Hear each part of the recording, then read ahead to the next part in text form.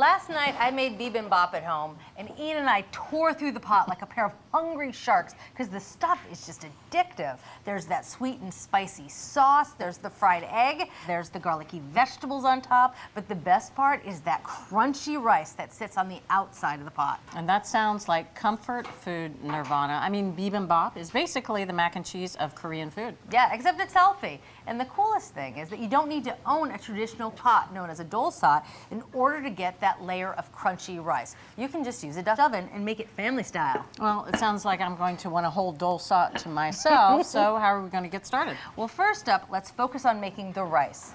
And when you're choosing the rice, you want to make sure you use a short grain white rice, which is often labeled sushi rice, because that cooks up to a nice sticky consistency and will give you that crust. So we have 2½ cups of unrinsed short grain white rice. We're going to add it to a pot of 2½ cups water. We're going to add 3/4 teaspoon of salt. And we're just going to bring this to a boil over high heat. And then once it's boiling, we're going to put the lid on, turn the heat down to low, and let it go for 7 minutes. Now that won't cook the rice through, but it'll get it started. Sounds good. All right, so while the rice cooks, let's go on to some of the other components that make this dish so amazing. First, this is Korean chili paste, known as gochujang. You've probably been reaching over it for years at the supermarket because once you notice it, you'll see it everywhere. And once you have this stuff in your pantry, you're going to use it in everything. Little dabble do ya all the time. Perfect. All right, so here's a 1/4 cup of it. You can give it a smell. Oh, yeah. Yeah, it's equal parts spicy and sweet.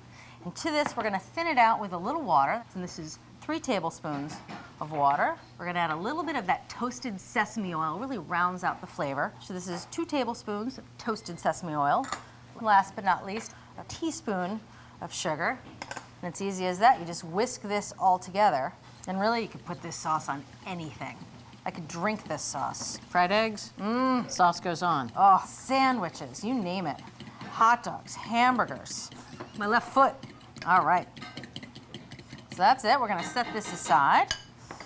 All right, so that rice is set aside. It is nice and cooking over low heat. So now it's time to focus on the toppings, which can be the most fun part of eating bibimbap. And we're just going to focus on 3 easy-to-find vegetables, including carrots, shiitake mushrooms, and spinach. Now, to help give these vegetables some good flavor, we're going to make a little scallion garlic sauce. Start with a 1/2 cup of water, and to this we're going to add 3 minced scallions, 3 tablespoons of soy sauce, 3 garlic cloves that are nicely minced. Last but not least, a little more sugar, with a tablespoon of sugar. All right, so let's set this aside. Now it's time to start cooking the vegetables, and we're going to cook them in batches so that they all maintain a perfect doneness. I have a teaspoon of vegetable oil heating up in this Dutch oven. We're just looking for a good shimmer, and this is over high heat. I see some shimmer, so we're going to add our carrots, and this is 3 shredded carrots. We're going to stir these around. And now we're going to start to add some flavor, and I'm going to add 1/3 of this garlic scallion mixture. Yeah. Oh, yeah. Oh, These are the best tasting vegetables you've ever had. We're just going to cook this for a minute or 2. We're going to let that liquid reduce out, and those carrots are just going to get tender. Oh, it still smells so good. Doesn't it smell good? All right, leaving you in charge of the carrots. Woohoo! Now I'm going to finish prepping the mushrooms. Now this is 8 ounces of shiitake mushrooms, and I washed them to get rid of any dirt. And I'm just going to cut off the stems, because the stems are really quite woody. They never soften as you cook, so I'm going to discard those. I'm just going to slice these mushrooms into 1/4 inch thick slices. How are those carrots looking? Looking pretty dry. I relinquish the spoon. They look perfect. So I'm going to take them out of the pot, put them back into their bowl.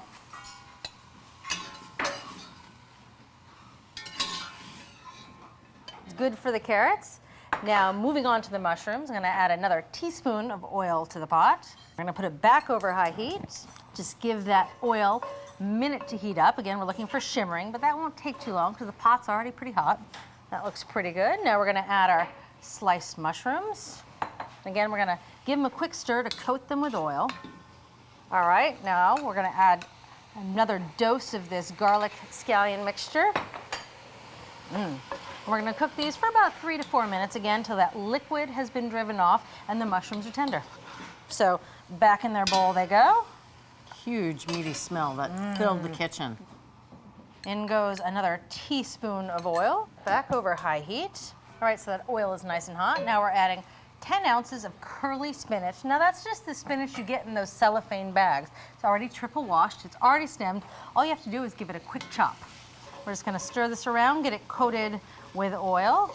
And then last but not least, the rest of our flavorful scallion garlic mixture. Now spinach cooks pretty quickly, so this is only gonna take a minute or two. All right, I'm warning you, once you have one bite of this, it's all over. My eyes roll back into my head. Now we're gonna use this pot to make that really incredible rice crust. But before I do that, I'm gonna give it a quick wipe out with some damp paper towels, get a nice clean surface. Now a little bit of junk left in there is okay.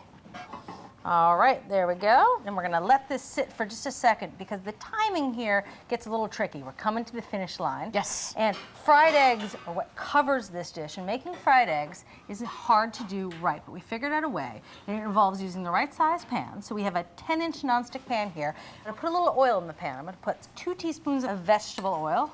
I'm gonna let this heat up over low heat for 5 minutes. Back to our Dutch oven. I'm gonna add 2 tablespoons of vegetable oil. And to that, I'm gonna add 1 tablespoon of toasted sesame oil. Gives that crust layer a really good flavor. We're gonna put this back over high heat. And now it is time to add the rice. So this rice has been sitting off heat for 15 minutes. So I'm just gonna put all the rice in the pot. Ooh, good sound. So I'm just gonna take this spatula and I'm gonna pack the rice down into a nice tight layer across the bottom of the pan. And ooh, you know that sound means it's gonna get nice and golden. Oh, serious crusty crispness on the bottom of that rice. All right, so we're gonna let this cook for about 2 minutes, and then we're gonna come back and finish it up. All right, it's coming to the finish line. Yes. So this is for the eggs, and this pan has been on low heat again for 5 minutes, and it's time to add 4 large eggs. And we're just gonna put a lid on, and we're gonna cook this for 2 minutes until those yolks are runny. Fried eggs should go on everything. I agree. So this has been sitting on high heat for 2 minutes. Now I'm gonna turn the heat to low, and I'm gonna start to put the vegetables on top. We're gonna start with some carrots. Next, we're gonna add the mushrooms. Last but not least, the spinach. Okay, come on. You've got to admit, this is gorgeous what's going on here in the pot. All right, so this can hang out on low. That's gonna continue to make that gorgeous crust on the bottom. All right, these eggs are making some good noise. Oh, perfectly cooked. And now the fun part, sliding them right on to the top of the pot. Woohoo! This dish, besides being addictive, it's fun to make. We're just gonna drizzle it with some of this spicy sauce. Come on. I know. Now, bibimbap in the Korean language translates to something. Bibim means to mix, and bap means rice. So right now we're gonna mix up the rice with these gorgeous toppings, but I'm not gonna disturb that bottom crust layer. I'm gonna leave that guy alone. Okay. And when the yolks mix into that rice with the sauce, I mean, come on. I always thought the bibimbap meant get it in Bridget's belly as fast as possible. This is serious comfort food.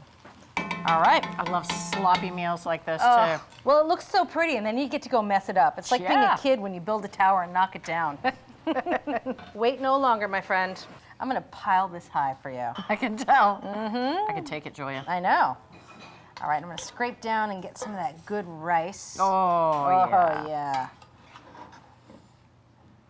May I put a little hot sauce on your bowl? Yes, I would love a little bit of hot sauce. Last but not least, some fresh pickles. So it's great. We have all those savory flavors from the bibimbap, and then we have the tangy pickles and the fiery sauce. Yeah. I love the little hits of egg that I'm getting in almost every bite.